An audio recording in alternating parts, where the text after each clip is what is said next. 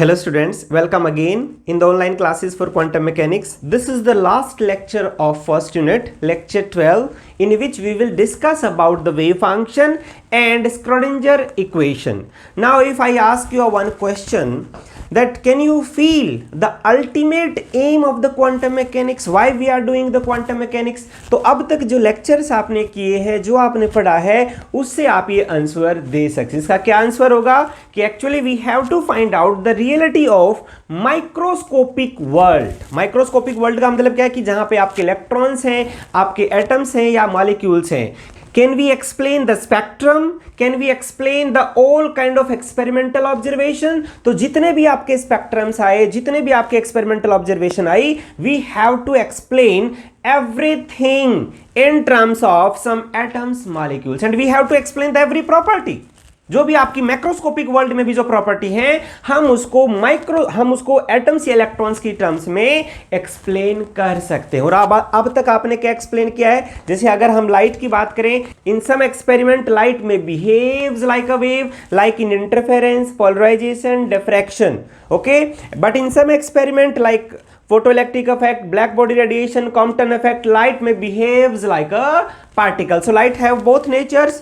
Particle nature हम किसको बोलेंगे? Particle nature का मतलब है कि momentum और the energy is localized in some region. और wave nature का मतलब क्या है कि when we are dealing with the wavelengths. ये clear है बच्चों?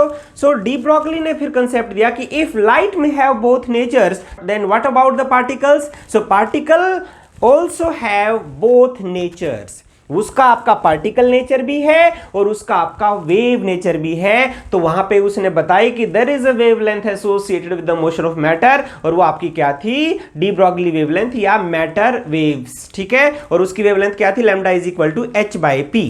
अब उसके साथ फिर प्रॉब्लम आई, जैसे आपने लास्ट लेक्चर में किया था कि अगर हम सिंगल वेव एज्यूम करते हैं तो एक प्रॉब्लम आती है जो आपको पता है। तो हमें क्या मॉडिफिकेशन करना पड़ा कि there is not a single wave associated, there are a group of waves associated with the motion of matter, ठीक है। तो अगर ग्रुप ऑफ वेव्स आई, सो वहां से एक ऑटोमेटिक कंसेप्ट आया ना आपका, कंसेप्ट ऑफ वेव पैकेट। अगर आपका वेव पैकेट बना तो अब हम ये कह सकते हैं कि there is not a single wave associated, there is a wave packet, means group of waves associated with the motion of matter. और अगर वेव पैकेट होगा तो दो वेलोसिटी होंगी, group velocity and phase velocity. Clear? ये आपने किया था लास्ट लेक्चर में। लेकिन अगर वेव पैकेट आ चुका है आपका, तो देखो वेव पैकेट जैसे ही आया बच्चों, तो उसके बाद तो और इंटरेस्टिंग चीजें निकल के आई। इंटरेस्टिंग क्या थी कि now we cannot determine the exact position and exact momentum at a moment. ये क्लियर है आपको?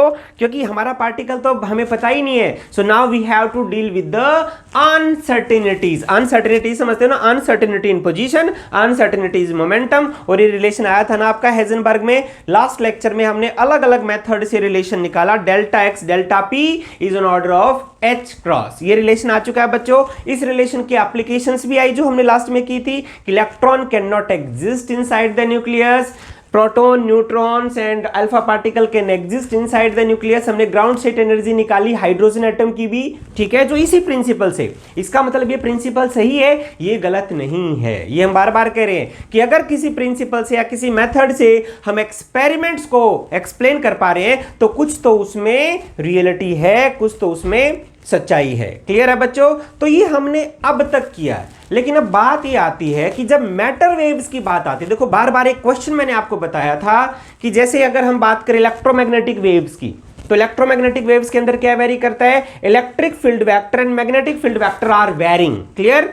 अगर हम बात करें थे साउंड वेव की, साउंड वेव के अंदर क्या बच्चे वेरी करता है? साउंड वेव के अंदर आपका प्रेशर वेरी करता है। अगर हम बात करें transverse wave on a string, अगर एक आपका रस्सी है, अगर आपने उस पर ट्रांसवर्स वेव जनरेट किया तो उस पर क्या वेरी करती है? डायरेक्ट उसकी हाइट वेरी करती है। अब क्वेश्चन यही है कि what is varying in case of matter waves. अब अगर आपकी मैटर वेव्स हैं, matter waves, so what is varying? What is varying? What is varying? What is varying in case of matter waves? तो question यही है। क्या अब तक इसका जवाब मिल पाया बच्चों? अब तक नहीं ना। तो आज ये आएगा यहाँ पे। आज हम वही करेंगे कि मैटर वेव्स में क्या वेरी करता है, और फिर हम उसके बाद निकालेंगे इक्वेशन कि क्या हम उसकी इक्वेशन निकाल सकते हैं, क्या हम एक पार्टिकल की या एक एटम की एक ऐसी इक्वेशन निकाल सकते हैं कि जिससे हम उसकी प्रॉपर्टीज को एक्सप्लेन कर पाए। तो आज यही होगा बच्चों। पहले हम यही देखेंगे कि व्हाट इज वेयरिंग।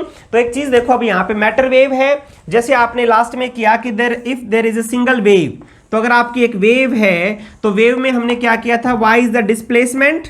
ठीक है, अगर y आपकी डिस्प्लेसमेंट है तो इक्वेशन क्या आई थी भाई, one dimensional, if the wave is travelling along x direction then your solution would be a, हमने क्या किया था, cosine of omega t minus k x.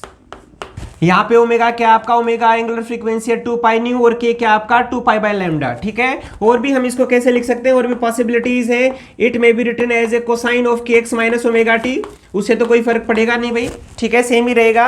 अगर हम इसको कोसाइन की टर्म्स में लिख सकते हैं तो साइन की टर्म्स में भी लिख सकते हैं। It may be written as in terms of sine k x minus omega t. Clear, उससे भी कोई फर्क नहीं पड़ेगा, ये वेव की इक्वेशन ही रहेगी। हम इसको साइन कोसाइन की टर्म्स में भी लिख सकते हैं, ए e iota k x minus omega T. सबको पता है ये एक्सपोनेंशियल ऑफ आयोटा क्या होता है भाई, cosine of x plus iota sine of x. तो दोनों का हमने कॉम्बिनेशन ले लिया, कोसाइन और साइन का, तो ये भी आपका वेव का सॉल्यूशन होगा। क्लियर है बच्चों। अब ये बात आई थी आपकी सिंगल वेव की, जहां पे आपकी है डिस्प्लेसमेंट। लेकिन जब हम बात करते हैं मैटर वेव्स की, तो देखो जब हम बात करेंगे आपकी मैटर वेव्स की, तो आपको पता है मैटर वेव्स के केस में क्या है, मैटर वेव्स के केस में एक सिंगल वेव तो नहीं है, there are a group of waves. तो ग्रुप ऑफ वेव्स थी तो आपका क्या बना था बच्चों, यहां पे आपका बना था ये wave packet.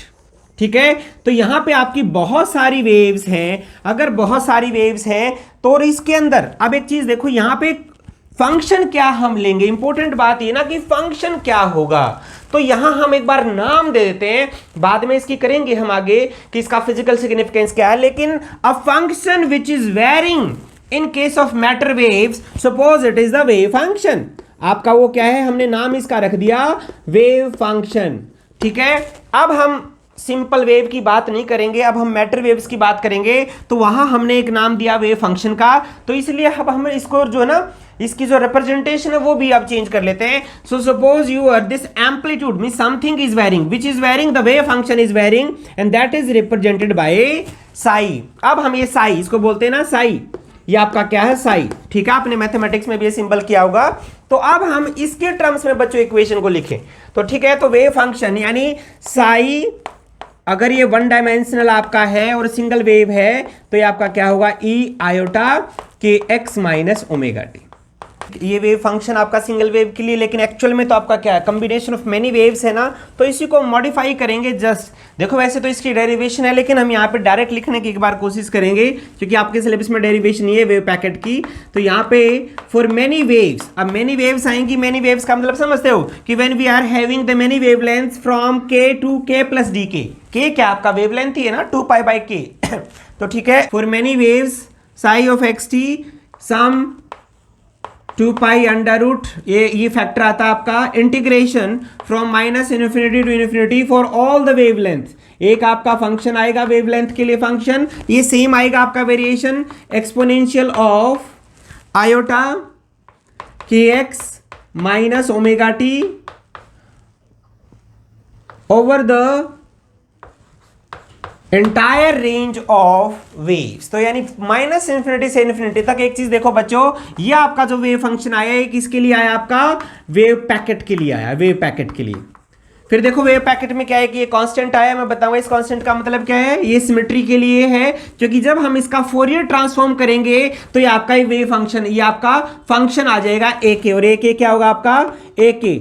Now taking the Fourier transform, तो ये ए के में भी ये आएगा। तो सिमेट्री के लिए हमने की कांस्टेंट लिया है, सो ऑटोमेटिक। तो यहाँ पे माइनस इन्फिनिटी टू इन्फिनिटी, तो फाई ऑफ एक्स टी, अब ये देखो ना फोरियर ट्रांसफॉर्म में तो ये यहाँ पे आ जाएगा। सो एक्सपोनेंशियल ऑफ, यहाँ पे आएगा आपका minus iota k x minus omega T, और ये आपका आएगा डी एक्स। क्लियर। अब ये इसका फोरियर ट्रांसफॉर्म है, देखो ये ए की, ये फोरियर ट्रांसफॉर्म है बच्चों। ये जो आपकी इक्वेशन आई है किसके लिए आई है, आपकी वेव पैकेट के लिए, when we are considering many wavelengths of different wave vector. Clear. अब यहां पे एक चीज देखो बच्चों, अब हमें निकालना है कि एक इक्वेशन निकालनी है। जिसे अब आपका, जब हम एक पार्टिकल की बात करते हैं, अभी तो हम वेव की बात करें ना, तो जब पार्टिकल की बात आएगी तो पार्टिकल पे फोर्सेस की भी बात आएगी कि उस पार्टिकल पे कितने तरह के फोर्स हैं। तो क्यों नहीं एक ऐसी इक्वेशन निकाली जाए कि जिससे हम उस पार्टिकल की सारी प्रॉपर्टीज को एक्सप्लेन कर सकते हैं, और उसी इक्वेशन का नाम है स्क्रोडिंजर इक्वेशन। तो अब हम करने जा रहे हैं बच्चों स्क्रोडिंजर इक्वेशन। क्लियर? अब हम करते हैं बच्चों time dependent Schrödinger wave equation. जैसे मैंने बताया कि जब आपका कोई भी पार्टिकल है, अगर उस पार्टिकल के ऊपर बहुत सारे फोर्सेस लगे हुए हैं, ठीक है, फोर्स लगे हुए, तो उसका पोटेंशियल आएगा, तो एक ऐसी इक्वेशन आएगी जिसके अंदर आपका पोटेंशियल भी ऑटोमेटिकली इन्वॉल्व हो जाएगा। अब ये बेसिक फंडामेंटल इक्वेशन है बच्चों, जैसे आपने न्यूटन्स लॉ किए थे ना क्लासिकल मैकेनिक्स में, हम उसको ड्राइव थोड़ा करते हैं, वो डायरेक्ट आपका ऑब्जर्वेशन से आता है। ऐसे ही ये जो इक्वेशन है क्वांटम मैकेनिक्स की एक फंडामेंटल इक्वेशन है। ड्राइव हम इसको नहीं कर सकते, हम इसको डिड्यूस कर सकते हैं, अलग अलग मेथड से निकाल सकते हैं बस। लेकिन बात वही है कि आपके सिलेबस में भी ऐसे ही लिखा हुआ है, पहले टाइम डिपेंडेंट स्क्रोडिंजर इक्वेशन लिखा हुआ है, फिर आपका टाइम इंडिपेंडेंट स्क्रोडिंजर इक्वेशन लिखा हुआ है। और एग्जाम में भी क्वेश्चन बहुत बार, मैंने बताया 90% एक क्वेश्चन आता है कि how we can derive the Schrodinger time independent wave equation और टाइम डिपेंडेंट वेव इक्वेशन। तो आपको क्वेश्चन के हिसाब से ही हम आपको जो, ताकि उसका आप आंसर कैसे लिखेंगे वैसे ही हम करवाएंगे। अदरवाइज तो देखो मैंने बताया इसको डिड्यूस करने के बहुत सारे मेथड्स हैं, और आपकी बुक्स में भी अलग अलग वो मेथड दिए होंगे। मैंने यहाँ पे एक बड़ा सिंपलेस्ट अप्रोच को लिया है, जिससे आप इसको इजिली एग्जाम में अटेम्प्ट भी कर पाओगे और आप अभी भी फील कर पाओगे कि इक्वेशन आती कैसे है। क्लियर? तो यहां पे जैसे हमने अभी किया ना वेव फंक्शन, तो सिंगल वेव के लिए जो आपका वेव फंक्शन है, वो वेव फंक्शन क्या था आपका, psi of x t is equal to A e iota k x minus omega t. क्या इसको किसी को लिखने में प्रॉब्लम है बच्चों? ये तो सिंपल एक सिंगल वेव के लिए है, बहुत सारी वेव्स के लिए भी हमने लिखा था, एक बार और हम यहां लिखेंगे। अब बात करते हैं यहां पे देखो बच्चों एक सिस्टम के अंदर तो पार्टिकल्स हैं, तो पार्टिकल्स का तो अपना मोमेंटम होगा और अपनी एनर्जी होगी, तो इसको हम मोमेंटम और एनर्जी की टर्म्स में दे देंगे। तो पार्टिकल के लिए आपका मोमेंटम क्या होता है, momentum is equal to h by lambda, ठीक है, 2 पाई से आपने मल्टीप्लाई करो, 2 पाई से डिवाइड करो, तो क्या आ जाता है ये h by 2 pi would be h cross, 2 pi by lambda would be your k, ठीक है। एक ये रिलेशन है P is equal to h cross k, तो यहां पे K आपका आ जाएगा P बाई एच क्रॉस। दूसरा आप रिलेशन निकालो एनर्जी का, एनर्जी क्या होता है E is equal to h nu, ये रिलेशन अब आपको सबको पता ही है, ठीक है। क्वांटम के अंदर ये बेसिक रिलेशंस हैं, यहां पे भी वही करो, 2 पाई से मल्टीप्लाई कर दो, 2 पाई से मल्टीप्लाई कर दो और 2 पाई से डिवाइड कर दो, तो h बाई 2 पाई क्या हो जाएगा आपका, h by 2 pi h cross, और 2 पाई न्यू क्या हो जाएगा आपका ओमेगा। तो अगर मैं पार्टिकल के लिए इसको मॉडिफाई करूं तो वन डायमेंशनल आपका जो वेव फंक्शन है वो क्या आएगा, ए ई, देखो k की जगह रखो भाई, k की जगह आप रखोगे p बाई एच क्रॉस, तो k आपका क्या हो जाएगा p बाई एच क्रॉस को कॉमन ले लो बाहर, iota by h cross, so p x minus omega की जगह पे क्या रखोगे आप, E बाई एच क्रॉस, तो ये क्या हो जाएगा आपका E बाई एच क्रॉस, तो एच क्रॉस यहां जा चुका है, तो ये देखो ये आपका आ गया इन terms of momentum and energy. तो ये वेव फंक्शन आया, ये एक वेव के लिए है, क्लियर। लेकिन एक्चुअल में तो आपकी मैटर वेव्स में तो बहुत सारी वेव्स है ना बच्चों, तो अगर बहुत सारी वेव्स हैं तो आप इसको कैसे लिख सकते हो बहुत सारी वेव्स के लिए, सो फॉर मेनी वेव्स, सो यहां पे मैं लिख लेता हूं for matter, for wave packet your Sai of x T में भी मॉडिफाइड, अब क्या आएगा, एक आपका एक कांस्टेंट आएगा 2 पाई, यहां पे एच क्रॉस भी यहां पे आ जाएगा बच्चों, 2 pi h cross under root summation of minus infinity to infinity some constant over the momentum, all the momentums, नहीं बहुत सारे मोमेंटम्स आएंगे ना यहाँ, क्यों बहुत सारी लैम्डास है, बहुत सारे वेव वेक्टर, तो बहुत सारे मोमेंटम है। सो एक्सपोनेंशियल ऑफ यहां पे सेम ही आएगा iota H P x minus ई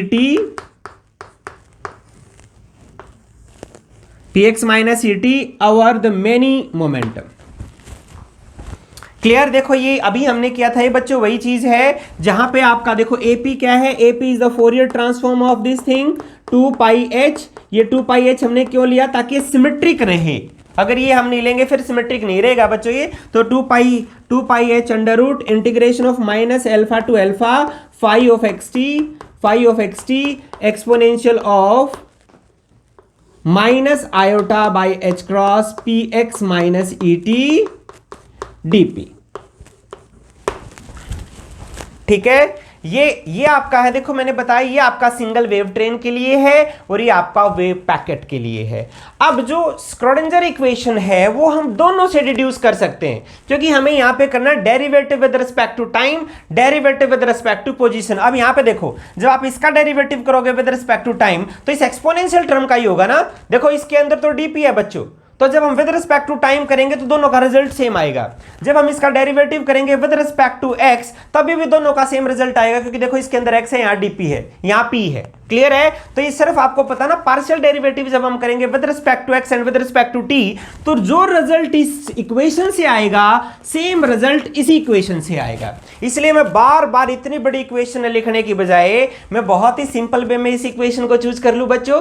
तो अब हम यानी फर्दर जो आगे अब हम स्क्रोडिंजर इक्वेशन के लिए यूज कर रहे हैं वो इस इक्वेशन को यूज कर रहे हैं। Suppose it is your equation number 1।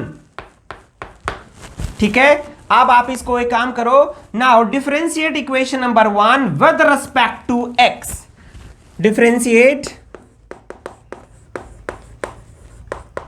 Differentiate equation 1 with respect to x by taking the partial derivative। partial derivative इसका लो, partial derivative कैसे होगा, d psi by dx is equal to, करो भी इसका a आएगा सेम, e एक्सपोनेंशियल तो same as it is आ जाएगा, iota by h cross p x minus E T पूरा आएगा एक्सपोनेंशियल। अब इसके अंदर x की कंपोनेंट तो सिर्फ देखो, x का तो बच्चों सिर्फ यही है ना, iota by h cross p x, इसका डेरिवेटिव करोगे तो रिस्पेक्ट टू एक्स तो क्या आएगा, iota by h cross p, तो iota by h cross p. Clear? मुझे एक बात बताओ, ये सारा आपका क्या है, ये देखो इतना तो आपका ये वेव फंक्शन ही है साई। ठीक है, so this equation may be modified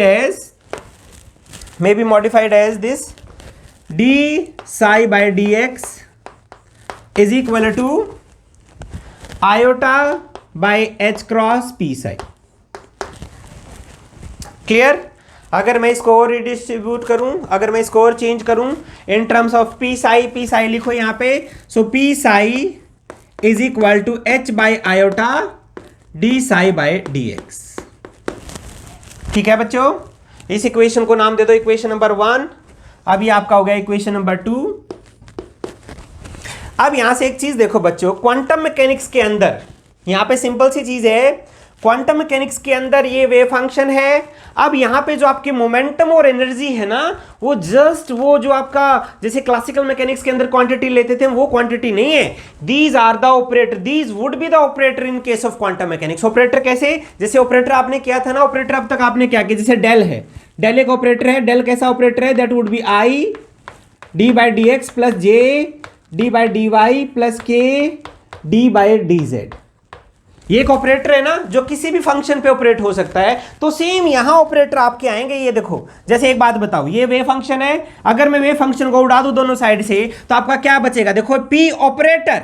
अभी ऑपरेटर क्यों बचा, देखो H cross by i d by d x, ये देखो आ गया ना ये ऑपरेटर की फॉर्म में। तो अब ये आपका हो गया बच्चों मोमेंटम ऑपरेटर, सिंपल वे में बस हमने इसका डेरिवेटिव किया विद रिस्पेक्ट टू एक्स, तो आपका आ गया मोमेंटम ऑपरेटर। क्लियर है? यहां तक क्लियर है? अब देखो बच्चों, मैंने सिर्फ यही किया है कि डेरिवेटिव लिया है हमने विद रिस्पेक्ट टू एक्स इस इक्वेशन का, तो क्या है आपका iota by h cross p psi. Now take the derivative again, suppose it is equation number 3। Now differentiate again with respect to x for this equation number 3। ठीक है, अब इसका लो दोबारा, अगर आप लोगे तो क्या आएगा, d to psi by d x square is equal to iota by h p एक अलग है, किसका होगा डेरिवेटिव, इसी का होगा ना, d psi by d x. और d psi by d x क्या है, तो आपका आ ही चुका है। So d psi by d x क्या हो जाएगा, iota by h cross p and psi. क्या है क्लियर? मैंने इसका फिर दोबारा से डेरिवेटिव लिया विद रिस्पेक्ट टू एक्स। कोई डाउट तो नहीं है बच्चों? यानी इसका हमने कहने का मतलब इसका हमने डबल डेरिवेटिव ले लिया विद रिस्पेक्ट टू एक्स। तो अब यहां पे जो आपका आया है, ये क्या आया आपका, d to psi by d x square is equal to iota minus iota square क्या होता है, -1। So p square by h cross square minus psi. ठीक है, अगर मैं इसको पी स्क्वायर साई की टर्म्स में लिखूं, p square psi is equal to minus H cross d to psi by d x square. तो यहां पे एक और ऑपरेटर आपका आ गया, देखो साई साई को हटा दो तो पी स्क्वायर भी ऑपरेटर आपका आ गया। पी स्क्वायर ऑपरेटर क्या है आपका, p square is equal to, p square operator क्या है आपका बच्चों, minus H cross square d to psi by d x square. ठीक है, एक और ऑपरेटर आपका आ चुका है। Clear, suppose it is equation number 4। हाँ, आप डेरिवेटिव लो बच्चों इक्वेशन नंबर 1 का with respect to time. With respect to time, now on taking derivative differentiate equation 1 with respect to time. अब टाइम के विद रिस्पेक्ट टू करोगे तो क्या आएगा, d psi by D t partial derivative. तो partial derivative लो, same देखो same as it is आएगा बच्चों, सेम तो आएगा ही, तो हम लिख दें डायरेक्ट साई। ठीक है, विद रिस्पेक्ट टू टाइम लिया तो क्या है, आप एक्सपोनेंशियल में iota by h cross minus iota by h cross e, ये है ना। तो इसको अगर हम थोड़ा रिडिस्ट्रीब्यूट करते तो कैसे आएगा, ये d psi by d t is equal to minus iota by h cross e psi. ठीक है, अगर हम इसको और थोड़ा सा लिखें, e psi is equal to h cross, iota से मल्टीप्लाई कर दो, आयोटा से डिवाइड कर दो, चलो एक बार ऐसे लिख लेते हैं, minus iota by h cross d psi by d t. Clear, यहां पे आयोटा से मल्टीप्लाई करो, आयोटा से डिवाइड करो तो क्या हो जाएगा, देखो आयोटा आयोटा स्क्वायर -1, तो ये चला गया, तो आपका क्या बचा बच्चों, e psi is equal to iota h cross d psi by d t. ये एक और रिलेशन आपका आ गया ई साई का। ठीक है, suppose it is equation number 5, ये आपकी होगी इक्वेशन नंबर 5। अब यहां से भी वही आएगा बच्चों, देखो एक और ऑपरेटर अब आएगा आपका, साई साई हटा दो तो आपका क्या बचा, एनर्जी भी एक ऑपरेटर आया, और एनर्जी क्या ऑपरेटर आया, कहां लिखें, यहां लिख दें, energy e operator is equal to iota h cross d by d t. यह आपका है, अब एनर्जी ऑपरेटर है। अब देखो सिर्फ हमने, देखो बच्चे मैं फिर रिपीट कर रहा हूं, मैंने इक्वेशन नंबर 1 का 2 बार डेरिवेटिव लिया विद रिस्पेक्ट टू एक्स और 1 बार डेरिवेटिव लिया with respect to time. Clear, तो यहां से अब मेरे पास कुछ इक्वेशन आई, अब मैं इक्वेशन का यूज करूंगा अभी मेरा यहां पे। अब हम लिखेंगे पार्टिकल के लिए इक्वेशन बच्चों। अब हम लिखते हैं, देखो equation for a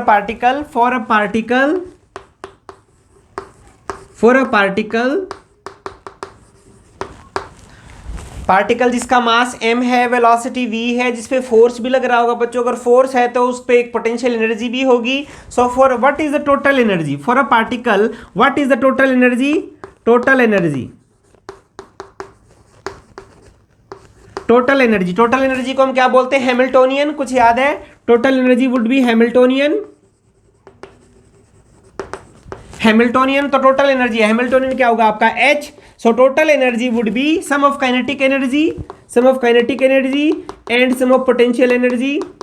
total energy would be kinetic energy, sum of kinetic energy and potential energy. Kinetic energy आपकी क्या होती है, हाफ mv², या मोमेंटम की टर्म्स में हम करें तो क्या हो जाएगा, p²/2m प्लस पोटेंशियल एनर्जी आपकी क्या है, suppose the potential energy is v is the potential energy. सबसे इंपॉर्टेंट यही आएगा v। अब यहां जब हम 1 डायमेंशनल केस की बात करते हैं तो यहां पे आपका क्या है, 1 डायमेंशनल पोटेंशियल है आपका xt। क्लियर, ठीक है। So this would be your total energy have operator H। अब इसके अंदर एक चीज देखो बच्चों, देखो यहां बच्चों ये हैमिल्टोनियन है, टोटल एनर्जी है। क्या मैं यहां ऐसे लिख सकता हूं, देखो Hamiltonian would be equal to the total energy E, लिख सकते हैं, इसमें कोई दिक्कत नहीं है। अब देखो स्क्रोडिंजर इक्वेशन तो क्या होगी, when this two energies are multiplied, now on multiplying by psi on both the side। अब हम देखो psi को ऐसे मल्टीप्लाई तो कर सकते हैं ना, H psi is equal to E psi। बस स्क्रॉडिंजर इक्वेशन तो बस यही है बच्चों, वो तो हम इसके डिफरेंशियल फॉर्म कर रहे हैं सारा कुछ। तो ये देखो यही आपकी स्क्रॉडिंजर इक्वेशन है, h psi is equal to e psi. इसी के अंदर पार्टिकल की प्रॉपर्टीज हैं, इसी के अंदर आपको इसको सॉल्व करेंगे तो वेव फंक्शन आएगा और आपकी एनर्जीज आएंगी। ठीक है, ये कैसे आएंगी एक चीज देखो, अभी हम देखते हैं कि डिफरेंशियल इक्वेशन कैसे बन रहा है। अब देखो आपका हैमिल्टोनियन क्या आपका, अब इसी को करो देखो हैमिल्टोनियन, हैमिल्टोनियन आपका है p square by 2m, p square by 2m psi plus v x t psi. ये वन डायमेंशनल है तो सारे ये वन डायमेंशनल है बच्चों, यहां पे एक्स टी है सब। ठीक है, is equal to energy psi. ये आ चुका है मेरा। Suppose this equation is equation number 6, equation number 7। अब 7 इक्वेशन के अंदर देखो पी स्क्वायर साई आ चुका है आपका, वी साई कोई बात नहीं हम एज इट इज लिखेंगे, ई साई भी आपका आ चुका है। तो यहां पे देखो now keep the value of p square psi आपका क्या हो जाएगा, minus H cross square d to psi by d x square divide by 2m, ये 2m यहां से आ गया, plus v x t psi is equal to e की ई साई आपका क्या हो जाएगा, iota h cross d psi by D t. ये वन डायमेंशनल है तो साई जो आपका होगा x t is a function of x T. Clear, क्योंकि ये टाइम और वन डायमेंशन का फंक्शन है। तो ये जो इक्वेशन आपके है देखो हमने लिखा क्या, हमने सिर्फ यही एच साई को डिफरेंशियल फॉर्म में लिख दिया। डिफरेंशियल समझते हो, डिफरेंशियल यानी डिफरेंशियल इक्वेशन। अब आपकी देखो d to psi by d x square second order की डिफरेंशियल इक्वेशन बन गई ना बच्चों। तो इसी को जो हमने बोला ना, यह आपकी इक्वेशन आ गई Schrodinger time dependent one dimensional equation, क्योंकि इसमें टाइम का भी है रोल। ठीक है, टाइम डिपेंडेंट हो गया आपकी, देखो तभी आपका टाइम का डेरिवेटिव भी आया, आपका वन डायमेंशनल है और फॉर एनी पोटेंशियल v। अब अगर हम बात करें फॉर अ फ्री पार्टिकल, देखो जैसे आपका एग्जाम में कई बार ये आता है derive the Schrodinger wave equation for a free particle. तो फ्री पार्टिकल के लिए आप क्या करोगे, फॉर अ फ्री पार्टिकल। अब मुझे बताओ फ्री अगर पार्टिकल है, फ्री का मतलब समझते हो, जिस पे कोई फोर्सेस है ही नहीं। अगर कोई फोर्स नहीं है तो कोई पोटेंशियल भी नहीं होगा बच्चों। तो उस केस में क्या हो जाएगा, पोटेंशियल आपका जीरो हो जाएगा। For a free particle v of x t is equal to zero. अगर ये जीरो हो जाएगा तो आपकी इक्वेशन सिंपल यही होगी, minus H cross square 2m d to psi by d x square is equal to iota h cross d psi by D t. ये होगी बस फ्री पार्टिकल के लिए बच्चों इक्वेशन। बस इतना ही करना आपको। फ्री पार्टिकल देखो क्वेश्चन आता है तो सारा करके फिर यहां कर देना, for a free particle this is your equation. Clear है। अब ये आई आपकी वन डायमेंशनल। अगर आपको इसको थ्री डायमेंशनल बनाना, so for three dimension for three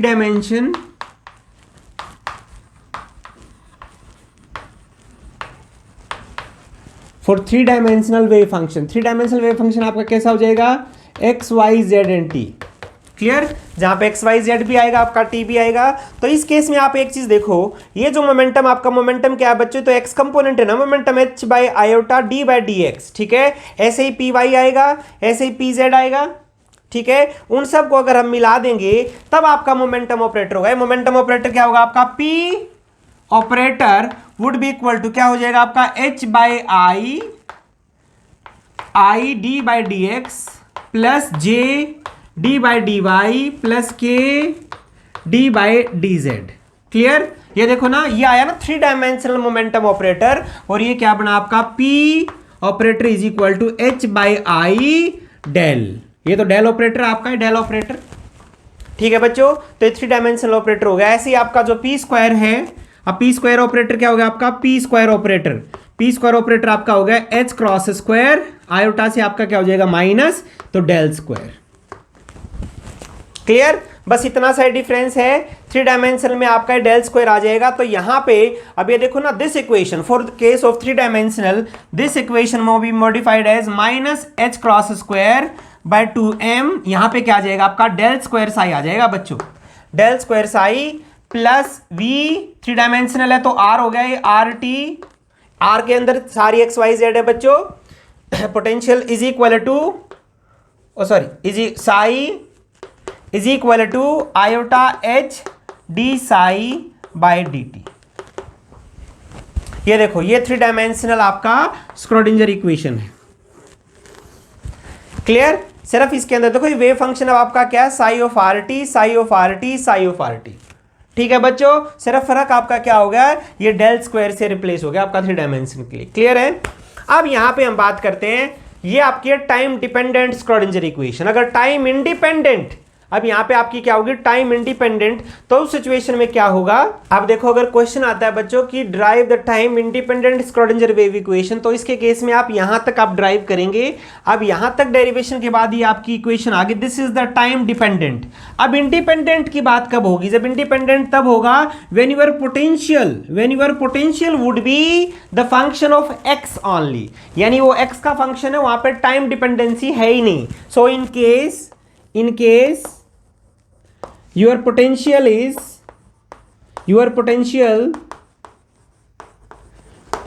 V is the function of x only। अगर ये x का फंक्शन होगा, then we can psi of xt। अब ये देखो ना, साई आपका फंक्शन ऑफ x है, फंक्शन ऑफ टाइम है। Now we can write in terms of the 2 function, some function of x and some function of time.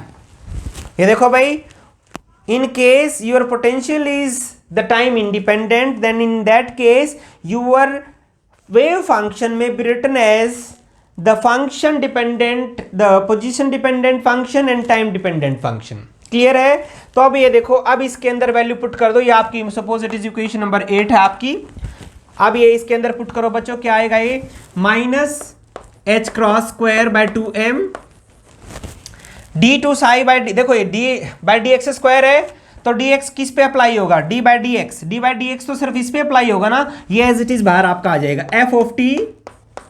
So d to psi, d two phi हो गया यहाँ पे, phi by d x square. Clear? Plus अब potential आपका क्या है, potential तो आपका पोजीशन डिपेंडेंट है, v of x, psi x में भी दोनों आ जाएंगे आपके, phi of x and f. ठीक है, इज इक्वल टू, अब यहां पे रखो, ये टाइम का डेरिवेटिव है तो सिर्फ टाइम पे लगेगा ये, तो यहां पे क्या हो जाएगा आपका iota H. So D by d t of this, D by d T क्या हो जाएगा आपका, साई ऑफ एक्स बाहर आ जाएगा आपका, साई ऑफ एक्स, तो ये किस पे लगेगा, derivative of F only. Clear है बच्चों? अब एक काम करो, पोजीशन का एक साइड कर दो, अभी साई एक्स को यहां ले आओ, नहीं यहां पे ले आए, और एफ टी को वहां ले जाओ, एफ टी तो कॉमन आ गया ना, एफ टी को वहां ले जाओ, साई एक्स को यहां ले आओ, तो ये क्या हो गया आपका, minus h square by 2m psi of x d to psi by d x square plus we, psi को यहां पे ले आए तो कैंसिल हो गया बच्चों, ये क्या बच गया आपका, वी ऑफ एक्स। ठीक है, एफ टी को इस तरफ ले जाओ, एफ टी वहां ले जाओ, is equal to iota h psi वहां चला गया, तो आपका एफ टी यहां पे आ गया 1 by F T D f by d T. Suppose it is equation number 9। अब एक चीज देखो बच्चों, जो इस इक्वेशन की ये साइड है आपकी, लेफ्ट हैंड साइड है, it is a function of x only, तो जो राइट हैंड साइड है, it is a function of time only. तो अब ये देखो, ये बिल्कुल अलग इक्वेशन होगी, ये बिल्कुल अलग इक्वेशन होगी, तो हम इसको यहाँ पे कैसे लिख सकते हैं, देखो बड़े सिंपल वे में। अब यहाँ पे आप इसको लिखो, देखो एनर्जी ऑपरेटर आपका क्या है, एनर्जी ऑपरेटर अभी हमारा यहाँ पे आया था ना, ई साई, एनर्जी ऑपरेटर क्या था, e psi is equal to iota h cross d psi by d t, ये आता है एनर्जी ऑपरेटर। और साई अब यहाँ पे क्या है, psi is a product of 2 function, so e psi f is equal to iota H d by d t of psi and f. अब ये इस पे डेरिवेटिव लगेगा तो क्या हो जाएगा आपका, e psi f iota h, derivative तो सिर्फ इस पे एप्लीकेबल है ना एफ पे, तो ये साई बाहर आ जाएगा आपका, so d f by d t. Clear है? ठीक है, इसको मैं कैसे लिख सकता हूं, e psi is equal to f को नीचे ले जाओ, आयोटा एच साई ये कैंसिल हो गया दोनों साइड से बच्चों, आपका फाई कैंसिल हो गया, तो iota h by F D f by d T. देखो मैं कई जगह पे ना डायरेक्ट लिख देता हूं फाई एफ, आपको ये मान के चलना phi is a function of x, f is a function of t, तो बार बार ये बड़ी इक्वेशन दिखती है इसलिए मैं डायरेक्ट लिख देता हूं। तो अब यहां पे वैल्यू पुट कर दो बच्चों, देखो iota h by F D f by d t, ये आपका क्या है ई, ये तो आपका डायरेक्ट एनर्जी है ना, तो एनर्जी है, तो now keep suppose it is equation number 10। now on keeping into this equation, so we are getting minus h cross by 2m d2 psi by dx square, ठीक है, नीचे आपका साई है, plus v of x is equal to e। अब e आपका एक constant है, यहाँ पे इस साई को मल्टीप्लाई कर दो, हर जगह पे क्या आ जाएगा आपका minus h square by 2m d2 psi by dx square plus v x of psi is equal to e of psi, ठीक है, और इसको रिडिस्ट्रीब्यूट करो। अब हम इसको लिख सकते हैं, देखो माइनस को बच्चों, इसको मैं ऐसे minus h square by 2m d2 psi by dx square, इसको इस तरफ ले आओ, minus e minus v of psi is equal to 0। देखो e को मैंने इस तरफ लाया तो माइनस हो गया ये, ठीक है बच्चों, फिर मैंने माइनस कॉमन ले लिया तो माइनस माइनस प्लस, तो यहां पे आ गया आपका माइनस, तो minus E psi by E. ये क्यों किया, क्योंकि इस माइनस को आप पूरी को माइनस से मल्टीप्लाई कर दो तो जो आपकी इक्वेशन बनेगी वो क्या बनेगी, एच क्रॉस, इसको भी 2m बाई एच क्रॉस को भी मल्टीप्लाई कर दो पूरी इक्वेशन से, तो यहां पे आपका होगा d2 psi by d x square plus 2m by h cross square e minus v psi is equal to 0। अब इसी इक्वेशन को बच्चों मैं ऊपर लिख रहा हूं, यहाँ पे देखो वन डायमेंशनल का केस अगर है तो d2 पार्शियल डेरिवेटिव किस में हो जाएगा आपका, एग्जैक्ट में हम लिख सकते हैं d2 psi by d x square plus 2m by h cross square e minus v psi is equal to 0। ये देखो ये आपका क्या आया, टाइम, देखो यहां पे कोई टाइम वेरिएबल नहीं है, this is your time independent Schrodinger wave equation for one dimension. अगर 3 डायमेंशन की बात आएगी, फॉर 3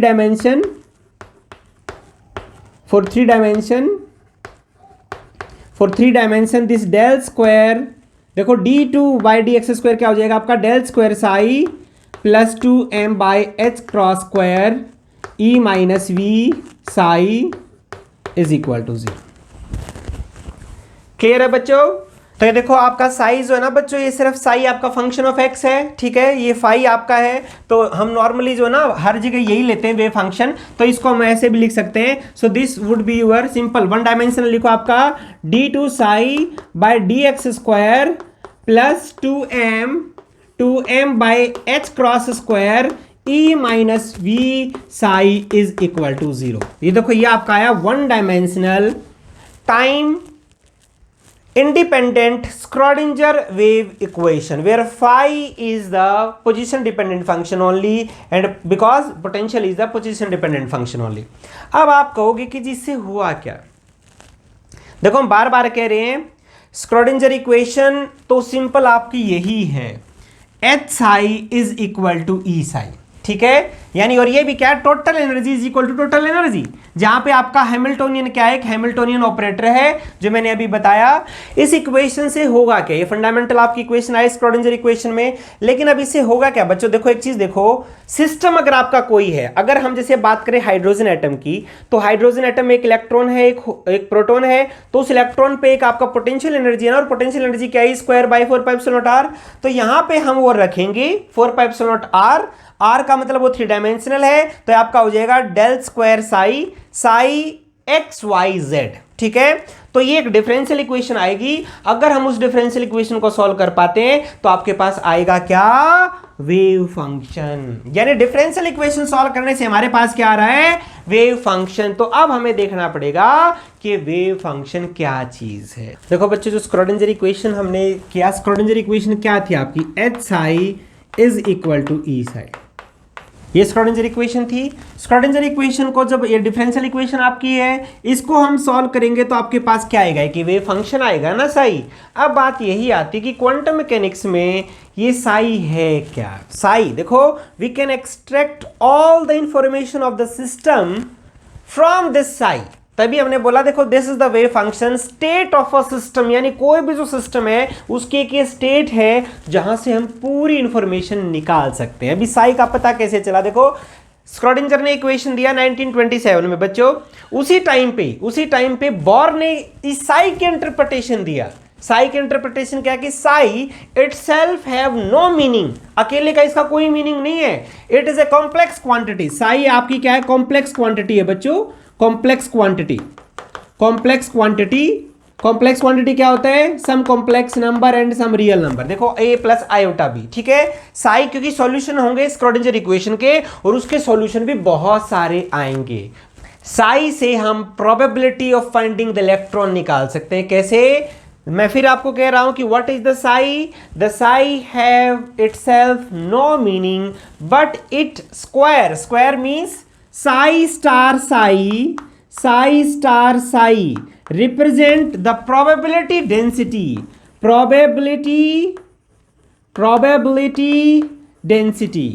ये आपकी क्या है, probability density है। और ये बच्चों किसने दिया, बोर्न ने दिया 1926। ये बोर्न ने ये बताया आपका कि psi star psi gives us the probability density। अब probability density है ये, probability क्या होगी, probability in any space, suppose for one dimension, अगर आपका psi one dimensional है then the probability from the space minus infinity to infinity, probability would be psi star x psi of x over the entire range. This would be the probability of finding the particle, probability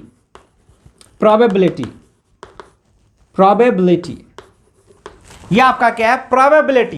clear है बच्चों, probability कहां से कहां होगी, minus infinity to infinity. आप कहोगे जी probability देखो, अब एक बात बताओ, ये जो पार्टिकल है ये कहीं तो है ना स्पेस में, पूरे स्पेस में माइनस इन्फिनिटी टू इन्फिनिटी, तो इसकी जो प्रोबेबिलिटी है ये कहीं ना कहीं तो है। इसका मतलब क्या है, this probability is always equal to 1, ठीक है। और इसी कंडीशन को हम बोलते हैं नॉर्मलाइजेशन कंडीशन। ये आपका क्या है, this minus infinity to infinity psi star psi dx is always equal to 1 and this condition is known as normalization condition।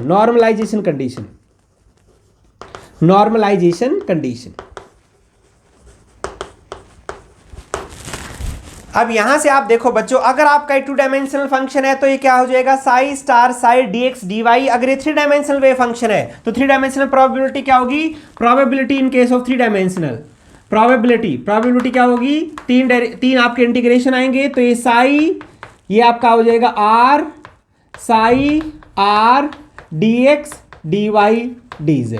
ये आपकी क्या आ गई, प्रोबेबिलिटी फॉर थ्री डायमेंशनल, ठीक है।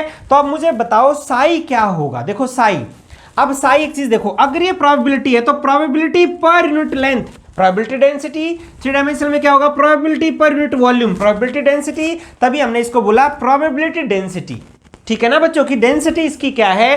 तो अब कोई बच्चा अगर पूछे कि इसके, अगर मैं आपसे पूछूं कि इसके डायमेंशन क्या होंगे, तो डायमेंशन इस बात पर डिपेंडेंट है कि आपका जो वेव फंक्शन है वन डायमेंशनल है, टू डायमेंशनल है या थ्री डायमेंशनल। अगर ये थ्री डायमेंशनल है, थ्री डायमेंशनल में क्या होंगे, देखो डायमेंशन जो होंगे साई स्टार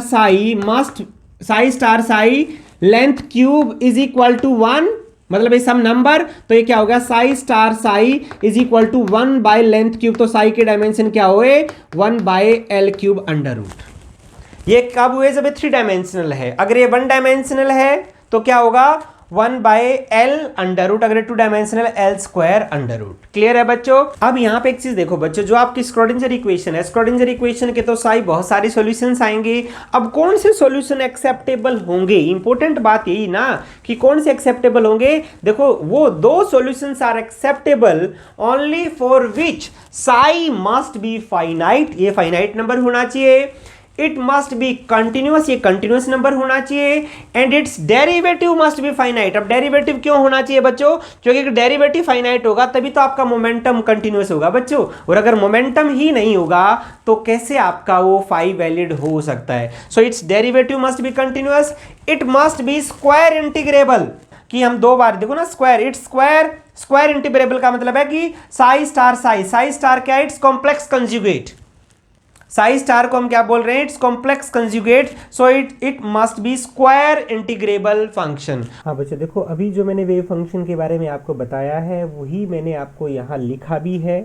ये इसलिए मैं लिख रहा हूँ क्योंकि अभी हम इसकी कंडीशंस करेंगे, कुछ न्यूमेरिकल्स करेंगे, तभी मैंने इसको आपको रिपीटेशन के लिए लिखा है।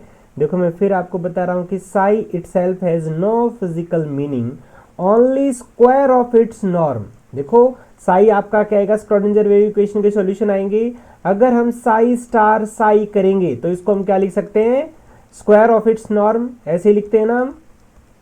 ये आपका आ गया square of its norm has a meaning, और उसका क्या मीनिंग है? It represent probability density. ठीक है, यहां से हम प्रोबेबिलिटी निकाल सकते हैं किसी भी पार्टिकल की, तो ये आपका हो गया probability of finding the electron from some region to some region. Clear है?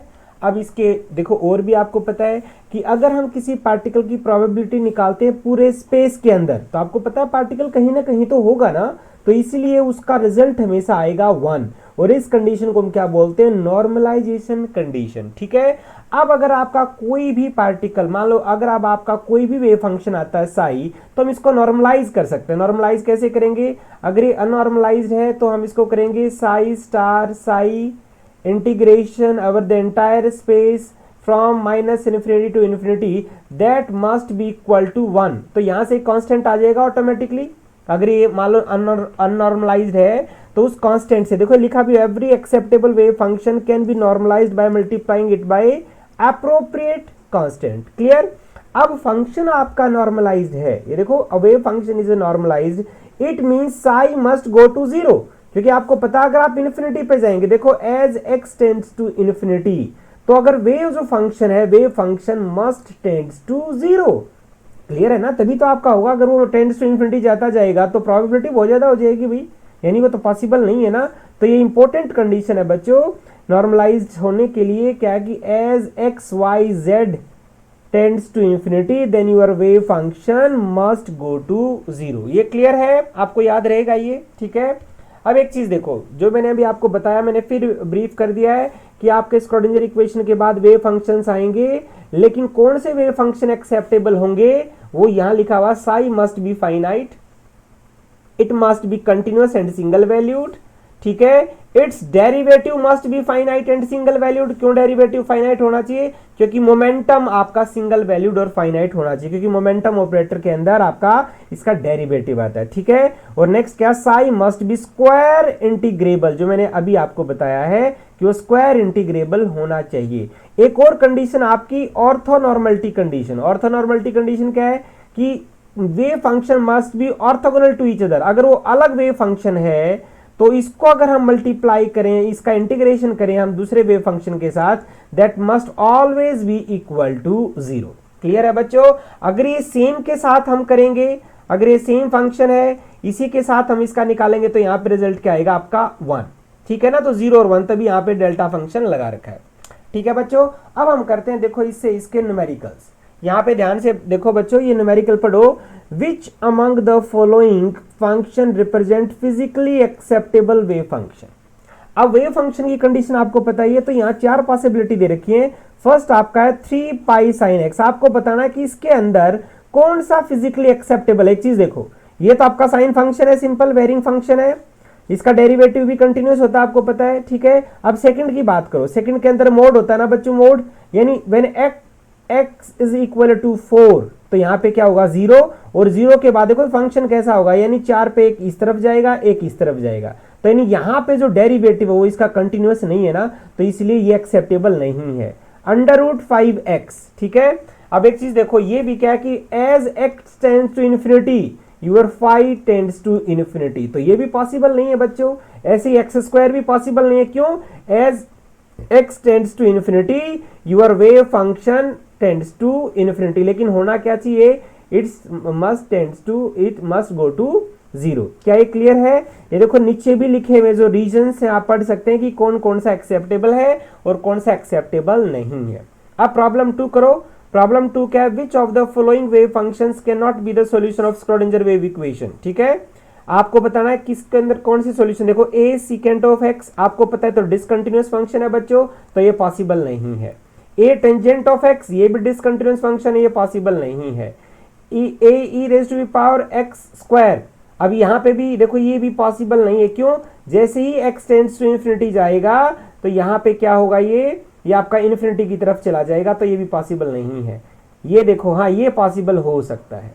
क्लियर है? ठीक है, आप देखो, अब देख पा रहे हो, अब आपको पता चल पा रहा है न्यूमेरिकल करने से कि वेव फंक्शन की एक्सेप्टेबिलिटी का मीनिंग क्या है। अब देखो, अब प्रॉब्लम ये भी आ सकती है। देखो बच्चों, आपके पास अलग अलग वेव फंक्शन दे रखे हैं। ठीक है, ये ग्राफ है, ये x वर्सेस यहाँ पे ये वेव फंक्शन आपके y एक्सिस में वेव फंक्शन है। अब आपको बताना है कि यहाँ पे कौन सा एक्सेप्टेबल है और नहीं है, तो क्यों नहीं है। ये देखो, आ जाओ फर्स्ट में आ जाओ। x में देखो बच्चों, ये जो है स्टेप फंक्शन है, यहाँ पे 2 वैल्यू आएंगी x पे, तो ये पॉसिबल नहीं है। क्लियर? अब ऐसे ही ये भी देखो, यहाँ पे भी 2 वैल्यू है। देखो फर्स्ट कंडीशन क्या है? Sai must be finite and single valued function, her x पे एक ही वैल्यू हो, तो ये भी पॉसिबल नहीं है। सी में देखो, अब इस पॉइंट के ऊपर देखो, अगर मैं यहाँ पे इसका डेरिवेटिव करूंगा तो डेरिवेटिव क्या होता है? टेंजेंट। देखो यहाँ इसकी तो ये टेंजेंट आ गई और इसकी क्या आ गई? ये टेंजेंट। तो देखो दोनों अलग अलग है बच्चों ये तो। ठीक है, यानी यहाँ इसका जो डेरिवेटिव है वो कंटिन्यूअस नहीं है, इसका मतलब ये भी एक्सेप्टेबल नहीं है। यहाँ पे देखो भाई, ये देखो इन पॉइंट्स पे तो फाइनाइट है, लेकिन यहाँ पे ये देखो गैप हो गया ना, यहाँ पे क्या डिसकंटिन्यूअस फंक्शन हो गया आपका। ये अगर डिसकंटिन्यूअस फंक्शन हो गया तो ये भी एक्सेप्टेबल नहीं है। ई में देखो, ई आपका 0 जाएगा। ठीक है, कंटिन्यूअस है, फाइनाइट है, यहाँ भी 0 हो गया, तो ये आपका क्या है? एक्सेप्टेबल फंक्शन है बच्चों। क्लियर? ये देखो यहाँ डिसकंटिन्यूअस फंक्शन है और एक ही x पे 2 वैल्यूज भी आएंगी आपकी y की, यानी ये सिंगल वैल्यूड नहीं है, तो ये भी एक्सेप्टेबल नहीं है। मुझे लगता है कि ग्राफ इन फिगर से आपको क्लियरिटी होगी कि what is the meaning of psi. ठीक है बच्चों, इसको आराम से आप देखो, रोक रोक के आपको समझ में आएगा ये। अब ऐसे ही नेक्स्ट मैंने बताया, नेक्स्ट में भी आप बताओ कौन सा एक्सेप्टेबल है। देखो ये एक्सेप्टेबल है, ये भी एक्सेप्टेबल है, ये नॉट एक्सेप्टेबल है। क्यों? क्योंकि यहाँ एक x पे 2 y की वैल्यू है, तो ये पॉसिबल नहीं है। ठीक है, ये भी एक्सेप्टेबल है बच्चों, ये एक्सेप्टेबल नहीं है ई पे, क्योंकि देखो ये मल्टी वैल्यूड फंक्शन आपका है। ठीक है, ये भी एक्सेप्टेबल नहीं है, ये भी आपका एक्सेप्टेबल है। देखो वेव फंक्शन के बाद बच्चों, अभी जैसे आपने जो स्क्रोडिंजर इक्वेशन किया, तो स्क्रोडिंजर इक्वेशन में आपके आते आइगन वैल्यूड आइगन फंक्शन। इसका मतलब क्या? देखो स्क्रोडिंजर इक्वेशन लिखो, H Sai is equal to E psi. By solving this equation we are getting many wave functions and many energies. ये देखो, हम अगर इस इक्वेशन को ऐसे लिखते हैं, h psi n is equal to e n psi n, इसका मतलब क्या बच्चों? By solving this equation we are getting many wave functions, many specific wave function. अब आपकी वेव फंक्शन स्पेसिफिक है फॉर स्पेसिफिक एनर्जीज। जैसे एनर्जी लेवल आपका E1 आएगा तो उसके लिए वेव फंक्शन साई1 आएगा, अगर एनर्जी E2 आएगा तो वेव फंक्शन साई2 आएगा, एनर्जी E3 आएगा तो वेव फंक्शन आपका साई3 आएगा। तो हम इसको बोलते हैं ना कि देखो proper values of energy, proper values of wave function. Proper का मतलब है कैरेक्टरिस्टिक्स वैल्यूज, तो कैरेक्टरिस्टिक्स को ही अगर हम थोड़ा लिटरेचर में बोलते हैं उसको बोलते हैं आइगन वैल्यूज। तो these are the eigen values of wave function and these are the eigen values of energies. Clear है? तभी आपकी जो इक्वेशन है ये आइगन वैल्यू इक्वेशन हम बोल देते हैं बच्चों, क्योंकि इसमें आती है क्या? आपकी eigen values of energy and eigen values of wave function. क्या ये क्लियर है? जब हम इसको सॉल्व करेंगे तो डिस्क्रीट एनर्जी लेवल्स आएंगे और हर वैल्यू पे आपका एक वेव फंक्शन आएगा, जो हम आगे एप्लीकेशंस में करेंगे। ठीक है, अब एक चीज देखो, फिर आपके हैं ऑपरेटर्स। जैसे मैंने अभी बताया क्लासिकल मैकेनिक्स में मोमेंटम आपने किया था, एनर्जी आपने किया था, वहां पे वो एक कंटिन्यूअस क्वांटिटीज थी, continuous, all values are possible. ठीक है, और वहां पे वो एक फिजिकल क्वांटिटी थी। लेकिन यहां पे बच्चों ऐसा नहीं है, यहां मोमेंटम, एक चीज देखो, मोमेंटम आपका एक ऑपरेटर है h cross by iota d by dx। तो मोमेंटम ऑपरेटर हो गया ना आपका। ऐसे एनर्जी भी एक आपका ऑपरेटर है, i iota h cross d by dt। ये देखो, ये एनर्जी ऑपरेटर है, ये मोमेंटम ऑपरेटर। और हैमिल्टोनियन भी आपका ऑपरेटर है, हैमिल्टोनियन आपका क्या है? हैमिल्टोनियन क्या है? p² बाय 2m ये p square operator and v operator, ये देखो बच्चों आए ना, ये सारे आपके ऑपरेटर्स हैं क्वांटम मैकेनिक्स के अंदर, ठीक है, तभी हम इनको ऑपरेटर बोल रहे हैं। अब एक वर्ड आता है आपका ऑब्जर्वेबल्स। ऑब्जर्वेबल देखो एक बार पढ़ो इसको, a quantity obtained by making observation और measurement on a physical system is called an observable. अब एक चीज देखो, जब आप कोई भी एक्सपेरिमेंट करते हो बच्चों, तो वहां पे जो क्वांटिटी आपकी आती है बाद में, उसको हम क्या बोलते हैं? ऑब्जर्वेबल, वही जो हमें देखी जा सकती है। अब क्वांटम मैकेनिक्स के केस के में क्या आपका वेव फंक्शन आएगा, ठीक है। अब वेव फंक्शन तो कुछ है ही नहीं, मैंने बताया इस वेव फंक्शन से ऑब्जर्वेबल्स आएंगे। कौन से ऑब्जर्वेबल? इससे हम मोमेंटम निकाल सकते हैं, इससे हम एनर्जी निकाल सकते हैं, और वो कैसे निकाल सकते हैं? वो हम निकालेंगे by taking the expectation values. Expectation values, और एक्सपेक्टेशन वैल्यूज कैसे आएंगी वो देखो मैं अभी बता रहा हूं आपकी। What are the expectation values of any quantity. हाँ देखो बच्चों, अब अगर आपके पास वेव फंक्शन अवेलेबल है, आपको पता है वेव फंक्शन आएगा, उसकी एक्सेप्टेबल वेव फंक्शन आएगा। अब हम इससे how we can extract all the information from this wave function, यानी हम इससे मोमेंटम कैसे निकालें, हम इससे पोजीशन कैसे निकालें, ठीक है। तो अब ये सारा कुछ जो आएगा वो आपका आएगा एक्सपेक्टेशन वैल्यू से। एवरेज वैल्यू बोलो या एक्सपेक्टेशन वैल्यू बोलो, कि हम एक्सपेक्टेशन वैल्यू कैसे निकालते हैं, तो वो अभी आपको मैं बताता हूँ कि एक्सपेक्टेशन वैल्यू क्या होगी। ये देखो यहाँ पे ये expectation values of any dynamical quantity, कोई भी आपकी क्वांटिटी है, जैसे पोजीशन है या आपका मोमेंटम है, क्लियर। अब एक चीज देखो, इसको सिंपल वे में समझने के लिए देखो मैंने यहाँ पे लिखा ही हुआ ताकि आपके लिए इजी हो ये पढ़ना और नोट करना। जैसे हमने यहाँ पे क्या ले रखा है कि आपके सपोज बहुत सारे पार्टिकल्स हैं, आपको उनकी निकालनी एवरेज पोजीशन। जैसे आपके कितने सारे पार्टिकल हैं, suppose we are having the n1 number of particles which is are at r1 distance, ठीक है, वो r1 डिस्टेंस ओरिजिन से, clear.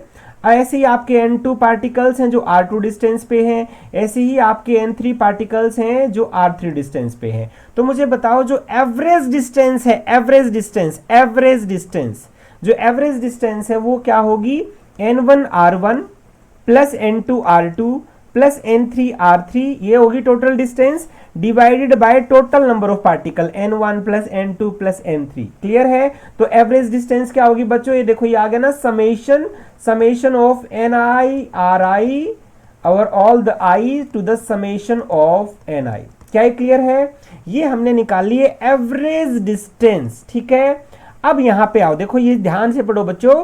When we deal with the system having a single particle, the number ni of the particle at ri is replaced by the probability pi।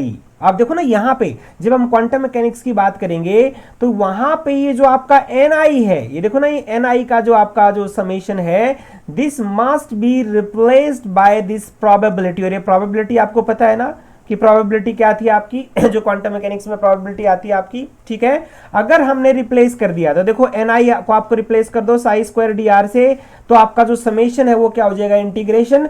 So the average value of r, इसको हमने क्या बोल दिया? Average value of r। तो average value आपकी क्या हो जाएगी? Integration of psi norm square dr divided by the psi square dr। तो ये तो आपका प्रोबेबिलिटी है। If your function is normalised, अगर आपका साई नॉर्मलाइज्ड फंक्शन है, so this must be always equal to 1, ये तो 1 होगा ही, तो आपका ऊपर का बच जाएगा बच्चों। जैसे अब मान लो आपको निकालनी है x की एक्सपेक्टेशन वैल्यू निकालनी है, x की पोजीशन की निकालनी है, तो आप पोजीशन की कैसे निकालेंगे? पूरे स्पेस में अगर आप निकालेंगे तो देखो मैं इसको ऐसे भी लिख सकता हूं, Sai star x Sai dx divided by, अगर वन डायमेंशनल वेव फंक्शन है, साई स्टार dx, ठीक है। अगर नॉर्मलाइज्ड है तो ये हो जाएगा 1, तो ये आपकी आएगी एक्सपेक्टेशन वैल्यूज, क्लियर है बच्चों। तो एक्सपेक्टेशन वैल्यू इसको भी मैं ऐसे लिख सकता हूं, एक्सपेक्टेशन वैल्यू को psi star r psi dr minus infinity to infinity divided by वही साई स्टार dr, क्लियर। तो ये देखो ये आपका 1 हो जाएगा अगर नॉर्मलाइज है। तो ऐसे ही किसी भी फंक्शन की हमें एक्सपेक्टेशन वैल्यू निकालनी, जैसे मोमेंटम की है, अब मोमेंटम की एवरेज वैल्यू निकालो। एवरेज वैल्यू ऐसे रिप्रेजेंट करेंगे, तो मोमेंटम की आप कैसे निकालोगे? Sai star p। अब p एक ऑपरेटर है बच्चों, यहाँ पे p ऑपरेटर है, Sai dx divided by integration of psi star Sai dx, clear. और p कौन सा ऑपरेटर, अगर वन डायमेंशनल है तो आप p की जगह वैल्यू पुट करोगे h by iota d by d x, तो इसका डेरिवेटिव करके फिर इंटीग्रेशन करोगे तब ये एक्सपेक्टेशन वैल्यू आएगी। क्या ये क्लियर है बच्चों? इतनी ये है आपकी एक्सपेक्टेशन वैल्यू। इसका मैं न्यूमेरिकल भी करेंगे हम। ये आपका न्यूमेरिकल है, देखो बड़ा सिंपल सा न्यूमेरिकल का, calculate the average value of p and p square. देखो दोनों डायनेमिकल क्वांटिटी है बच्चों फॉर द वेव फंक्शन। अब वेव फंक्शन दे दिया आपका, देखो अगर मान लो किसी प्रॉब्लम को हमने सॉल्व किया तो एक आपका ये वेव फंक्शन आ गया बच्चों, ठीक है।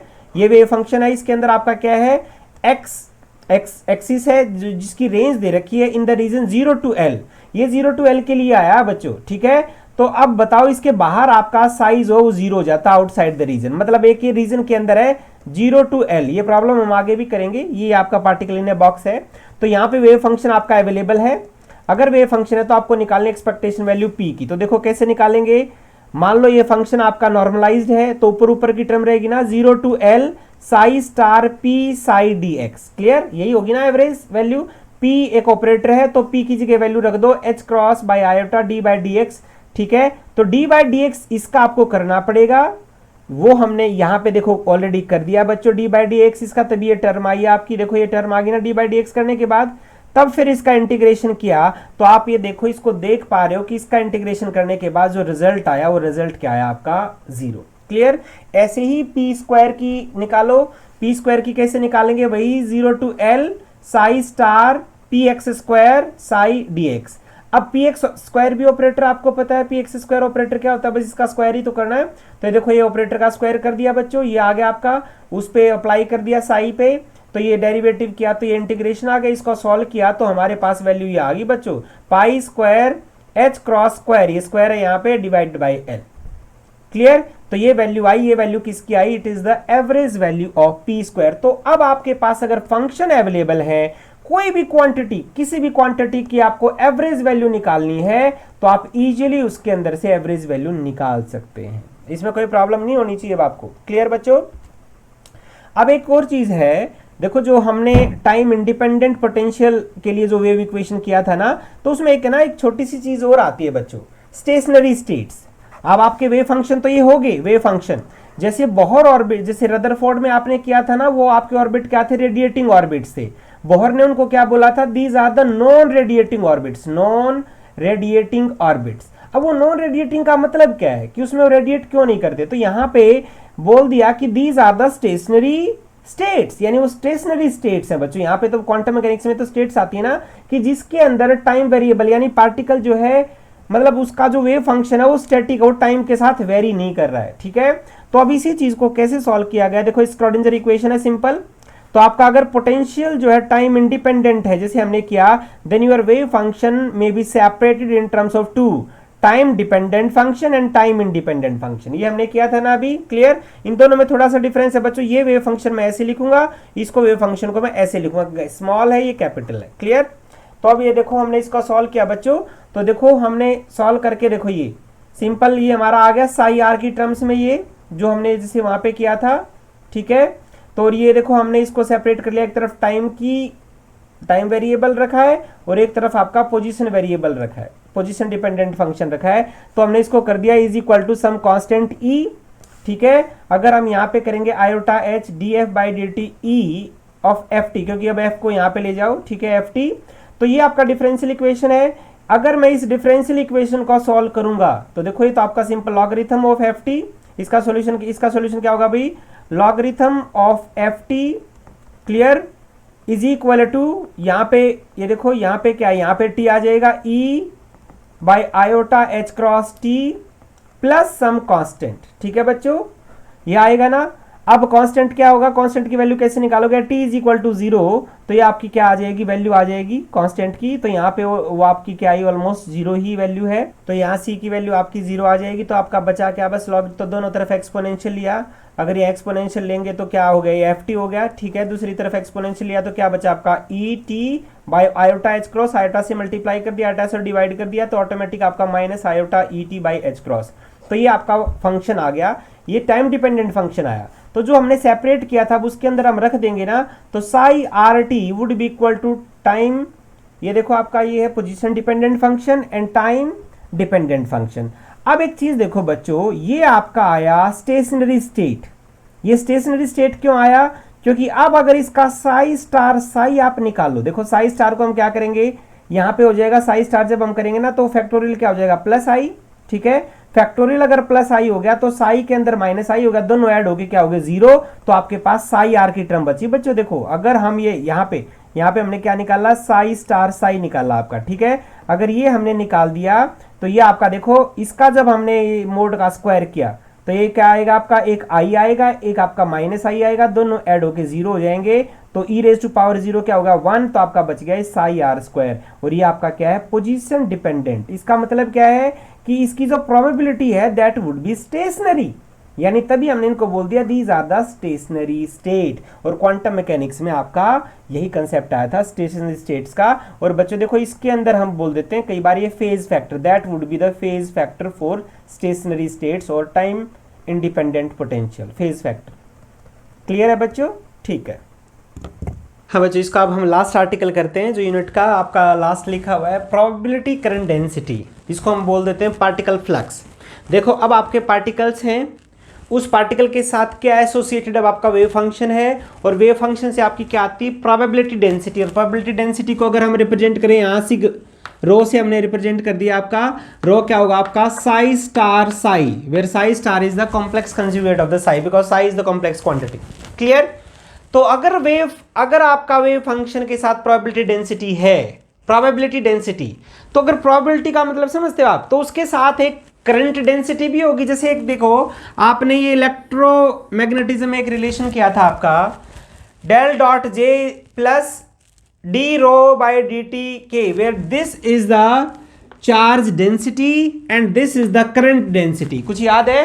करंट का मतलब क्या, देखो चार्ज, कितने चार्ज अवेलेबल हैं, और उनका करंट क्या, करंट का मतलब है कि जो फ्लो जो कर रहे हैं, यानी वहां पे फ्लक्स क्या है। ठीक है, वहां हमने करंट के केस में किया था, तो सेम चीज यहां क्वांटम मैकेनिक्स में भी कुछ ऐसी होगी ना, कि जब आपके पार्टिकल्स फ्लो करेंगे तो पार्टिकल्स के साथ फ्लो क्या हो रहा है, प्रोबेबिलिटी। तो अगर प्रोबेबिलिटी होगी तो वहां कोई प्रोबेबिलिटी करंट डेंसिटी भी होगी बच्चों, प्रोबेबिलिटी करंट डेंसिटी, जो हम इस इक्वेशन की हेल्प से निकालेंगे, और स्क्रॉडिंजर इक्वेशन, क्योंकि यहां तो स्क्रॉडिंजर इक्वेशन है ना। देखो बहुत ही सिंपल है ये भी, स्क्रॉडिंजर इक्वेशन लिखो, सबको रटने की कोई जरूरत नहीं है। स्क्रॉडिंजर इक्वेशन सिंपल आपको लिखना है, h psi is equal to e psi, हमेशा यही आपकी Schrodinger equation, total energy is equal total energy. Clear बच्चों? अब एच एक आपका ऑपरेटर है, एच क्या होता है आपका, p square by 2m, p square by 2m psi plus potential psi is equal to e psi. ठीक है, अब पी स्क्वायर ऑपरेटर आपको पता है, पी स्क्वायर ऑपरेटर क्या आया था आपका, minus H cross square del square, यही था ना operator, del square psi by 2m plus we psi is equal to E, आपका ऑपरेटर क्या है, iota H D psi by D T. क्या किसी को कोई प्रॉब्लम है भाई? यहां पे हम जो साई ले रहे हैं ना, वो 3 डायमेंशनल वेव फंक्शन ले रहे हैं यहां पे, यानी साई आपका क्या, psi is a function of x y z and t, या हम इसको लिख सकते हैं psi is a function of r and t. Clear? तो ये सेम मैंने साई लिया है यहां पे। अब एक चीज देखो, suppose it is equation number 1, ये आपकी क्या, differential form of time dependent Schrodinger wave equation. Now on taking the complex conjugate, अब now on taking the complex conjugate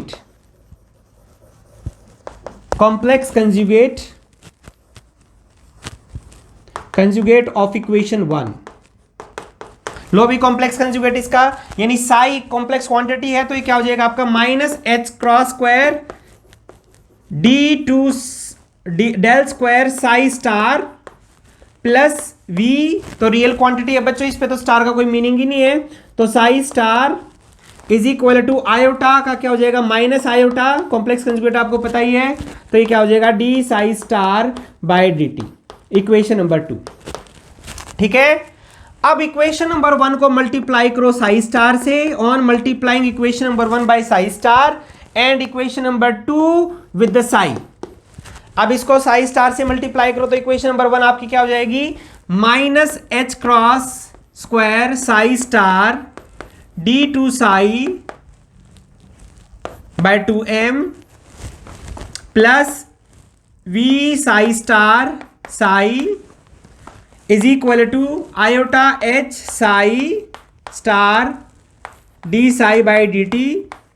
अब आपको पता चल गया होगा कि क्यों साई स्टार से मल्टीप्लाई किया है, because Sai star Sai would be the probability density.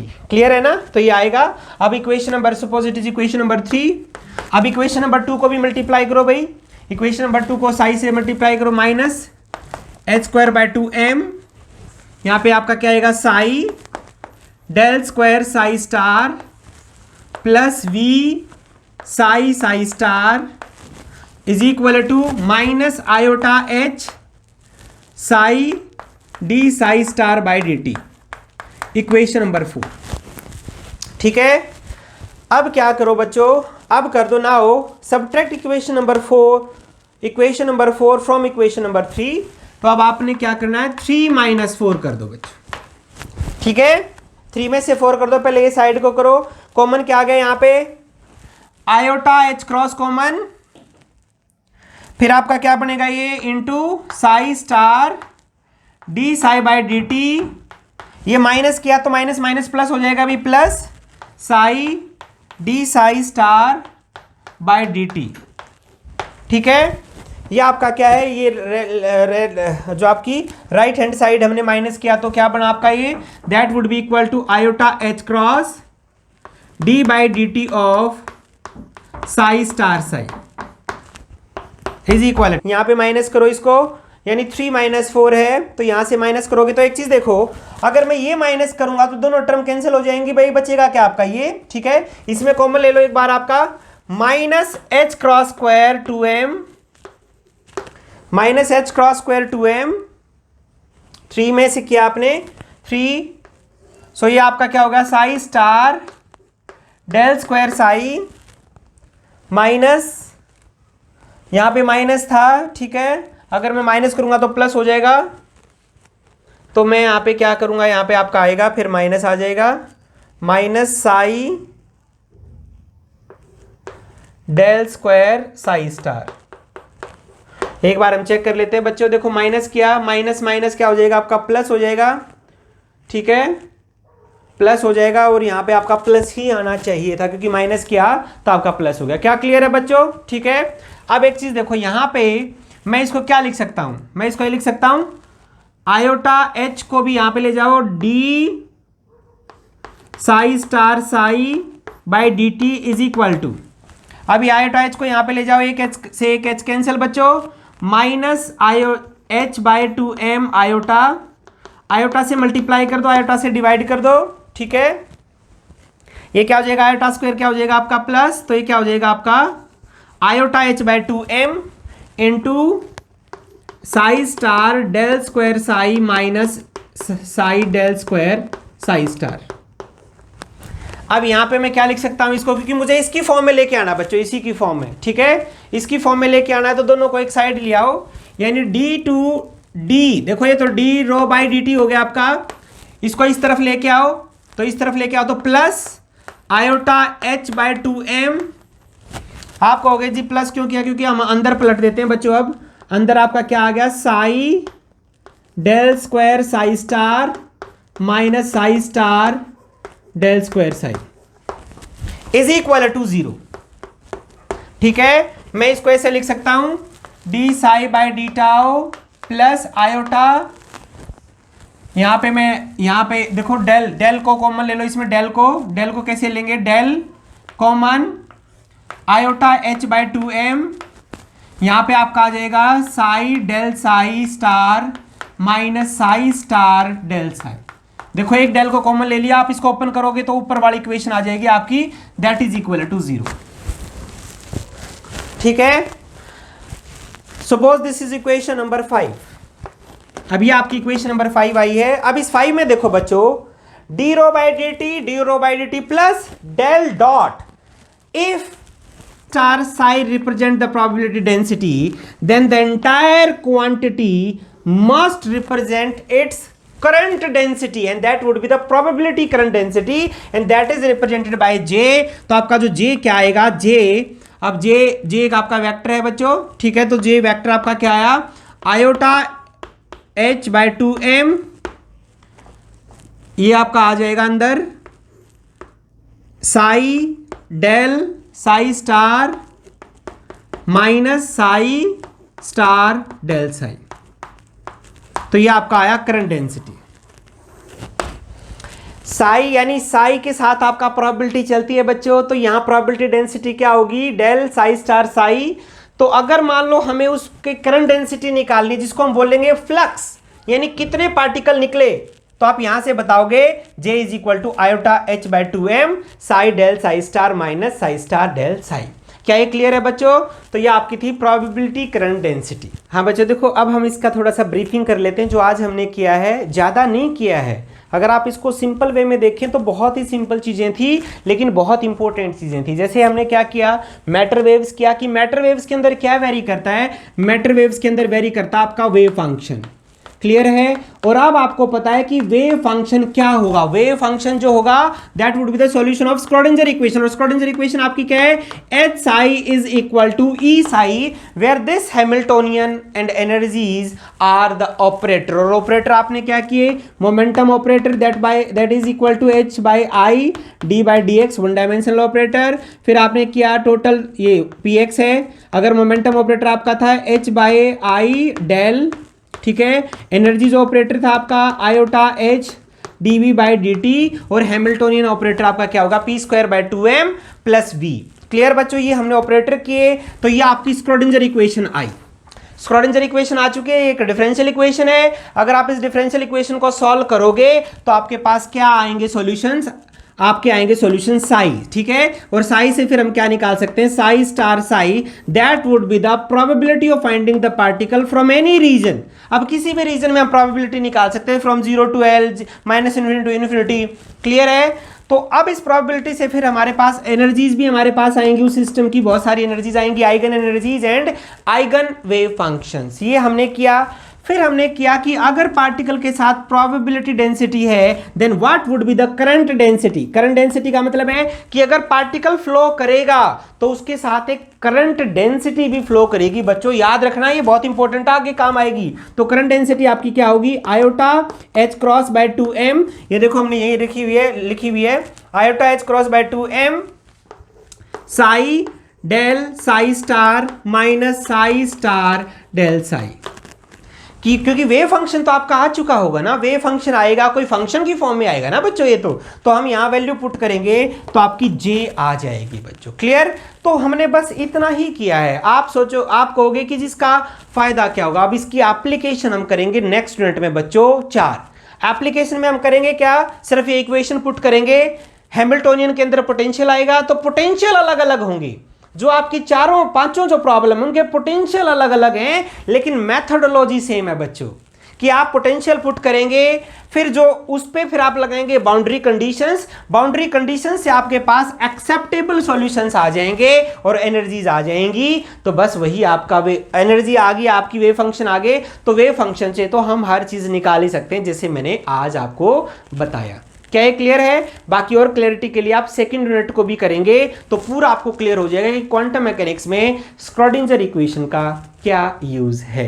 मुझे लगता है कि आपको अब तक ये क्लियर है और आगे सिर्फ मैथमेटिक्स बचा हुआ है। अंडरस्टैंडिंग तो आज तक ही थी बच्चों, बाकी तो मैथमेटिक्स हम करेंगे कि क्वांटम मैकेनिक्स ये की पिक्चर क्या है, इसकी स्टोरी क्या है। तो स्टोरी का एंड अब तक, क्योंकि एप्लीकेशन है वो तो आगे तो एंड हम यही कर सकते हैं कि स्क्रोडिंजर तक। क्योंकि एक चीज देखो ना, हम कहां तक पहुंचे हुए, स्क्रोडिंजर ने कब किया, 1926। बस उसके बाद की हम पिक्चर नहीं करते अभी बीएससी में, उसके बाद क्या पिक्चर करेंगे एमएससी के अंदर। ठीक है बच्चों, तो आज के लेक्चर का इतना ही। थोड़ी सी प्रैक्टिस कर लेना न्यूमेरिकल्स की, कोई भी चीज नए समझ में आए तो आप कांटेक्ट कर सकते हैं बच्चों। चलो ओके बच्चों, बाय।